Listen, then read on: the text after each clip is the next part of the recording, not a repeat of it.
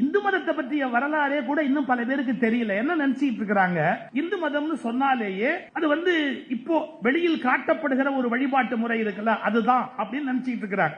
எதுக்கு குறிப்பா சொல்ல வர அப்படின்னு கேட்டீங்கன்னா, கொஞ்சம் வரலாற்று கூர்ந்து படிக்கணும். மணிவண்ணன் சார் சொன்ன மாதிரி வெளியிலேருந்து ஒரு கூட்டம் வருது, சிந்து நதிக்கு அந்த பக்கம் அவங்க செட்டில் ஆகிறாங்க. அப்போ இந்த இந்தியாவில சிந்து நதிக்கு இந்த பக்கமா பல கூட்டம், பல கடவுள், பல மொழி, பல விதமான வாழ்க்கை முறை எல்லாமே இருக்கிறாங்க, சௌக்கியமா இருக்கிறாங்க, சந்தோஷமா இருக்கிறாங்க. வெளியிலேருந்து வந்தவங்க அந்த ஆற்றங்கரை ஓரமா உட்கார்ந்து இருக்கிறாங்க, பாக்குறாங்க.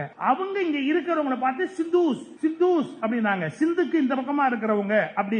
வெளியிலேருந்து வந்த அவங்க தான் முதல்ல சிந்தூஸ்ங்கிற வார்த்தையை பயன்படுத்தினாங்க. அப்புறம் கொஞ்ச நாள் கழிச்சு அவங்க உள்ள வந்தாங்க. நம்ம தான் எல்லாரையும் உள்ள விட்டு பழக்கப்பட்ட ஆளாச்சு, நம்ம உள்ள விட்டோம். நீங்க இப்பவும் புரிஞ்சுக்கிறதுனா ஒரே ஒரு குறிப்பு மட்டும் சொல்லிட்டு போறேன். தமிழர்களுடைய வழக்கம் கல்லறையிலே உடம்பை புதைக்கிற வழக்கம். ஆனா வெளியிலிருந்து வந்தவர்கள் வழக்கம் எரிக்கிற வழக்கம். ஏன் தெரியுமா?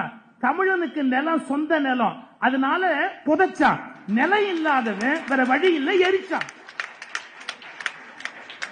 சார், நாடோடியா யாத்திரை வர்றவனுக்கு ஏது சார் நிலம்? நாடோடியா யாத்திரை வர்றவங்களுக்கு ஏது நிலம்? அதனால இறந்து போயிட்டா அப்படியே எரிச்சு ஆத்தங்கல்ல அப்படியே விட்டு போயிடுவாங்க. அப்படி ஆத்துல விட்டுட்டு போற அநாதத்தனத்தை புனிதமா பேசுகிற பழக்கம் இன்னைக்கு வளர்ந்து போச்சு. நிலம் இல்லப்பா உங்களுக்கு, அதனால வேற வழி இல்லை, நீங்க எங்கேயோ எரிச்சிட்டு எங்கேயோ போட்டு போனீங்க. எங்களுக்கு வயக்காடு இருந்தது, அதனால எங்க வயல்ல புதைச்சோம், நாங்க உங்களை நினைச்சோம்.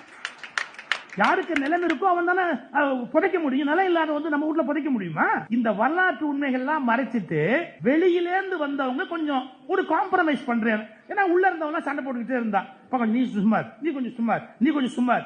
கடைசியில் என்னன்னா சமாதானம் பண்ணவன் சும்மாவே இல்லை, எல்லாத்தையும் மொத்தமா வாரிட்டான். எப்படி? இவன் சாமி, இவன் பழக்க வழக்கம், இவங்கிட்ட இருந்த நூலு, அவங்கிட்ட இருந்து எல்லாத்தையும் அவனது அவனது அவனது அவனது அவன் பாட்டு எடுத்துக்கிட்டே இருந்தான். நம்மால் விவரம் இல்லாம இருந்தான்.